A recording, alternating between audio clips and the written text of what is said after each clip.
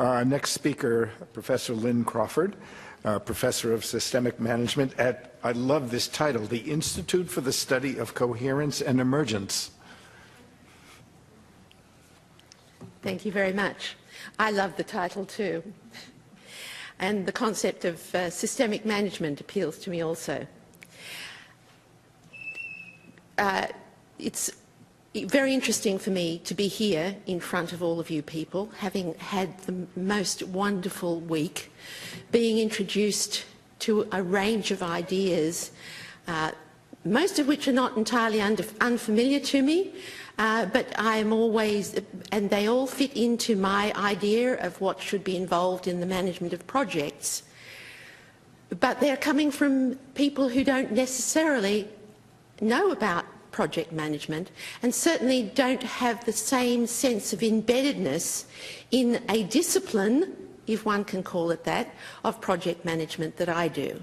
So I was actually asked to talk to you about project management, to introduce project management to an audience that I was assured would be sympathetic, which is fabulous and hopefully true, but that would not necessarily be very well informed on the subject. Now, I think in one sense you are very well informed on the subject of projects, because what I've heard the whole time in the presentations this morning and over the last 2 days is people talking about the projects that they are doing, the things that they are doing in the projects that are their context of work. So the thing that perhaps you're not necessarily aware of is that there has been developing over the better part of half a century a discipline, or what people would like to call a discipline, what some would like to call a profession of project management, and that's what I'm going to introduce you to this morning. So in outline, I will talk about what is a project, and we do in the discipline of project management, we do talk about what is a project. In other words, what is in the discipline and what is out of the discipline. And that is one of the things that does rather obsess disciplines and makes me not necessarily a fan of them. So what is a project and what is project management? What do we mean within the discipline about that? Because there are other people who have a wide range of ideas about what is involved in managing things that are in fact projects, but they may not call it project management. In that area, because of the work of practitioners over the better part of half a century, there are very useful practices, very useful tools and techniques, and I'm not going to talk to you about those in detail. I'm going to give you references where you can look for those. I'm going to talk briefly about the development of a discipline, but I am also going to talk about the dangers of developing a discipline. And one of those is that in developing a discipline, you become disconnected from other things. You build a wall in order to create a discipline, and then you end up with another silo, even if it is an interdisciplinary silo, which project management is. And so therefore you have to be self-critical. You have to be continually critiquing it. But there will be many people in that discipline who've bought into the whole idea of it who will not want to be critical of it and who will be critical of you for doing that. So I'm going to talk about the disciplinary disconnection, the need for critique, and also what is happening in the field of project management now, which is moving towards reconnection and integration with other disciplines. So first of all, what is a project? A project is a temporary endeavour to create a unique product, service or result. There are a number of definitions. They all have to do with temporariness. In other words, it's not something you're going to do for the rest of your life. You're going to be doing it for the next 6 months, maybe 10 years, maybe 20 years, but it does have an end point of some sort. And the word unique, now you may have difficulty with the word unique. My husband has a lot of difficulty with it. He says that anyone says something's very unique, they've got no idea of the English language, and I've bought into that. What they're trying to say here is that it is something that will be different in every context. that there may be similarities, but there will be characteristics that make what you do a unique endeavour. Now then, moving on to what is project management, it is the application of processes, tools and techniques to delivering a desired end result, that there will be objectives, things that you have there that you want to achieve. I have my own, and I've given references here, which are some of the source documents for the way in which practitioners have codified the practice of project management. My own summary of all of this is that it's the use of processes, tools, techniques, knowledge, skills and so forth in order to manage change, to effect change, to make things happen. And those of you who can recall at this point Gabrielle's presentation on the very first day and her presentation around this, she talks about research, integration and implementation as being about making things happen. So there's a very strong shared commonality here. I think also that you can think about project management as a framework for all the things that you do in terms of projects, in terms of things which are temporary endeavours to deliver identified results, desired results. So, as I would say, everybody is involved in projects. We are. However simple and small the project is, or however complex as are the projects that you people in this room are, and in our online audience are talking about. And I borrow again from Gabrielle's words, to make that connection, projects involve teams, so that certainly at one end of the range of things that are projects, from making a cup of tea, which some people say is a project, to the other end of the spectrum, teams from various disciplines and stakeholder groups working on complex real-world problems. That is absolutely applicable to projects as we understand them in the world of project management. They are time-constrained, they are goal-driven, and they are at different levels, perhaps within a discipline. Some are within one discipline, but most of them, my background is architecture, so I'm certainly I have been educated to work in a multidisciplinary environment where you have different experts working and then bringing it together, an interdisciplinary environment where they are all working together, and then and one where, for instance, in the context of programs, which are groups of projects working together to deliver strategic outcomes, where in fact I think the approach can be seen as much more transdisciplinary. So all of that is encompassed within the concept of the management of projects and their management. They are about integration, about bringing things together, and about getting things done, about implementation. The term project management is used, but it has become to encompass the management of projects, individual projects, but also the management of interrelated projects, or more specifically in terms of programs, there are a number of desired outcomes, and in order to achieve that, and I think this is probably most of what you do falls into the category of programs, there have to be a number of projects of different types done in order to come together to deliver that desired end result, usually intangible outcomes at the end of the day. So projects, programs and then portfolio, the sense there is, how do you choose, what is your choice, what strategy do you have to choose which projects and programs you will actually do, and that is both a personal and a corporate choice. So project management then is a field of practice. It includes projects, programs and portfolios, often these days referred to as P3. If you're in Canberra, there's a lot of talk about P3 and P3M3 and things of that sort.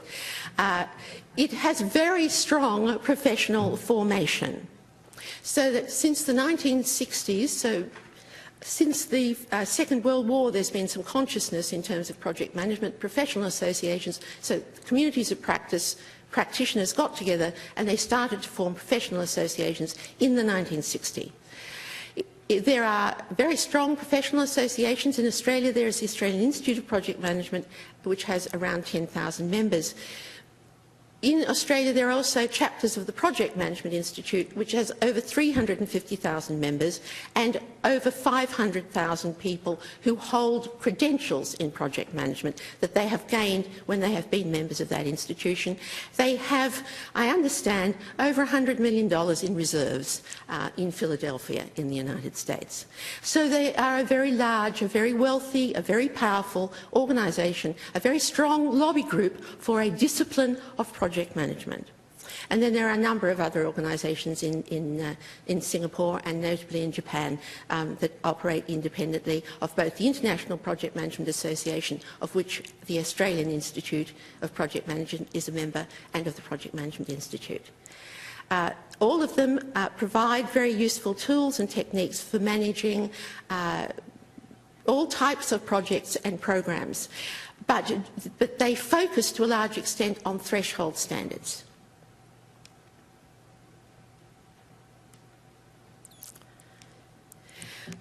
There are a multiple of practical resources available, and I've produced a digital poster which provides you with a reference to all of those, so I'm not going into that now. There are also many other useful guides and templates and so forth that are available on the web. And, for instance, the Tasmanian government has lots of tools and techniques, including for small projects, which might be of use. But, and this is the very big but, in striving to carve out a distinct discipline, you lose things.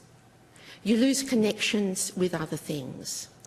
In order to try and say we've got something special, you start to focus on things and those things, and you forget the others. So you focus on the tools and techniques, and you start to forget all of the things that you people in this room have been talking about during this week. There's a very strong practitioner orientation, and there's a power within that, which also is a strong influence. So, as a result, what has happened is that project management has developed as a discipline which is very practice-rich, very rich in practice, but poor in theory. And there is a group of academics and researchers within the field of project management, as well as groups of practitioners who've recognised that and are trying to do something about it. They are, to a large extent, criticising project management for being, in the same way as positivist research might be criticised, as being linear, reductionist, rational, and also perhaps too time-consuming, too much of a burden, too bureaucratic. And what's happened is that there's been a tendency to treat projects in isolation from their context, which has led to increased interest in complexity theory. So this within the field of project management, within the field of informed practitioners, those practitioners who are dealing with the projects of the complexity that you're dealing with, interest in complexity theory. I've actually been funded by the Project Management Research Institute with colleagues to do research in that area. Systems thinking, and I've actually had the pleasure of having Gerald Mitchley come along years ago now to UTS when I was there to talk about systems thinking to our students. I teach it within the context of project management. There's a focus on projects as temporary organisations, trying to get a more theoretical focus on it, as vehicles for change, and there's an increasing groundswell of interest in change management, organisational change management, and so on in project management. Thinking about projects in context, another area in which I've done quite a lot of research, but also thinking of projects as context. And I think for you, projects as context is exactly where you would be. And that has led to some other things, such as recognising that projects are managed in some contexts very well, but without any reference to anything that was in this discipline, this defined discipline, with these powerful associations of project management. And that's been a particular interest of mine. I got involved in looking at the management of disasters. There are researchers who are doing some very interesting work on the film industry, where there is no language of project management as we in the project management field know it, but they are very effective in what they do, and they are certainly involved in projects. Emergency response, they don't have any of the conversation of project management. I got involved, a colleague of mine thought it would be a good idea if we just applied project management to disasters, and I said no, let's investigate this. And so we looked into all of the documentation around the emergency response in Australia, and in particular the Queensland Floods Inquiry. In 600 odd pages of the Queensland Floods Inquiry, there are 2 mentions of project management, or maybe less. There is no concept of project management as we in the discipline know of it. There is some recognition of risk management in that field. Discussions on the disasters are on the whole effectively managed, and I think particularly in Australia, and I was in Sydney in January looking at the press around the fires were happening. There was no bad press. If there's no bad press, you must be doing it well, because you know the press only like bad stories. And so I think that we do it particularly well, and we are very reflective. The whole of the emergency response area is very reflective. They have to be. They have many inquiries, and they also have an institutionalised process for building those learnings back in. That's something that we find very difficult to get to happen within the discipline of project management. So the more interesting question, certainly for me, and I think for many people within the field of project management doing research, might be not how might the management of disasters benefit from the toolkit that we've developed, but how might we develop our approach and our toolkit and so on by accessing that. So there's a lot of learning to be had from the fire authorities. We did some research on fire authorities in New South Wales, Victoria and Queensland, and found that there were some really interesting things there. In particular, we can look here at management of a particular project type, which is novel, which is risky, which is uncertain, which has unknown unknowns, and there is potential here for transfer of learning of what we can find there to projects that are repetitive in nature but with emergent properties. So you don't have to treat everything as unique. Some of the things will be the same, and that frees you up to actually deal with those emergent properties. So very interesting learning there, and I think that there's a lot of potential for learning by looking at, again, using different theoretical lenses to look at project contexts as a way of reconnecting with the disciplinary underpinnings of project management and providing it with the theoretical foundation that it to a large extent lacks. And so I now have, dropping into this funnel of, there are teams focused on complex problems across all of these disciplines, these areas of practice, these areas of research that we have been hearing about during the course of the last few days. I've then looked at disaster management. I'm suggesting that project management is a very useful management framework for all of the things that you do with all of these other things, and that it is, in fact, that perhaps you might consider that research integration and implementation is the management of particular types of projects, research-based projects that are complex, and that there is an opportunity for really fruitful interchange in those areas. But I would be very wary of the dangers of creating new disciplines. Thank you. Thank you.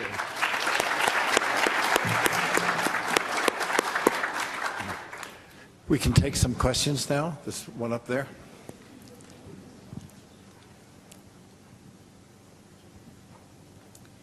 Liz Bolton from the Fenner School at ANU. Lynn, thanks very much for your talk. It was very rich. Just there's one area I would challenge you on, is the conclusion that the conduct of the Royal Commission and the inquiries post disasters is part of them, improving their performance. So I've been to some of the debriefs of people who participated in those, and they're almost in tears that it was a witch hunt rather than like finding someone at fault and a lot of legal issues rather than learning about the best practice and the lessons learnt.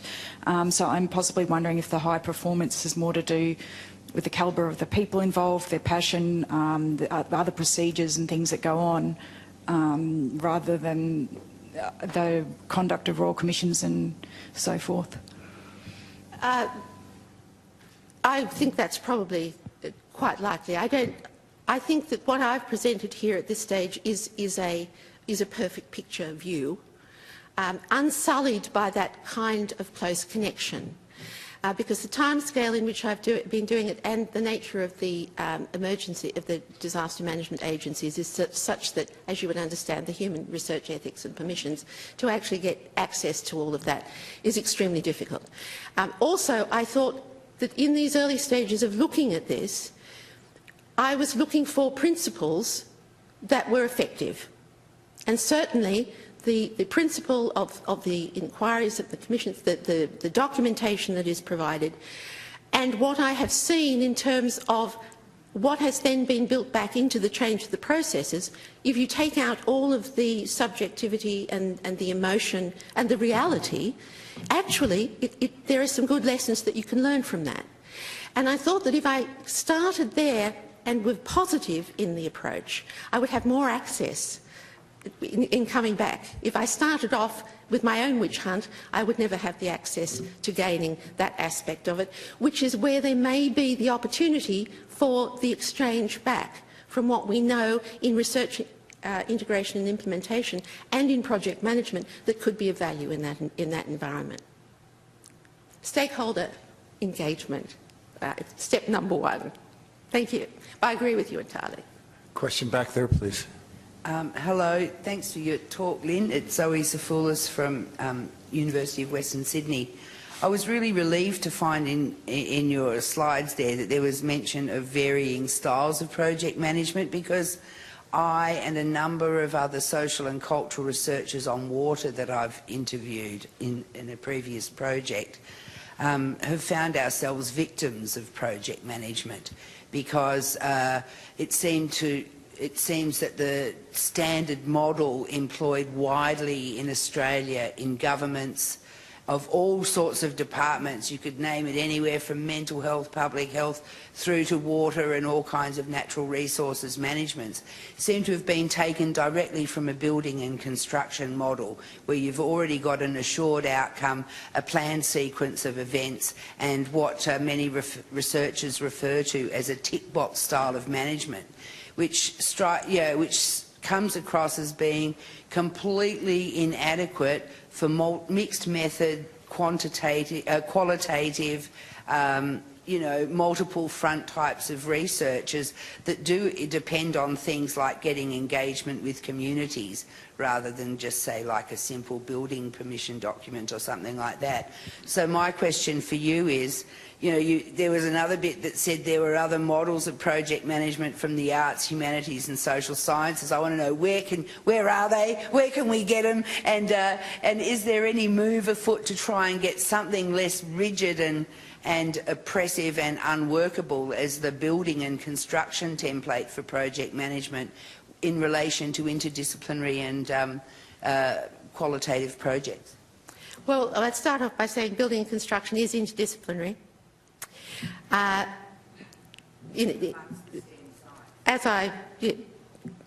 From my own background in it.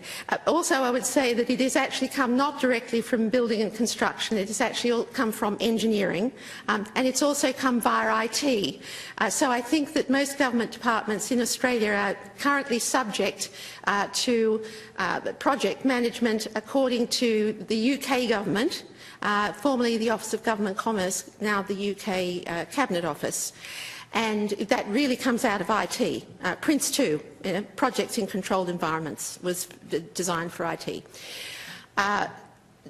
These other models are outside the world of project management as defined by standards and as defined by the UK Cabinet Office.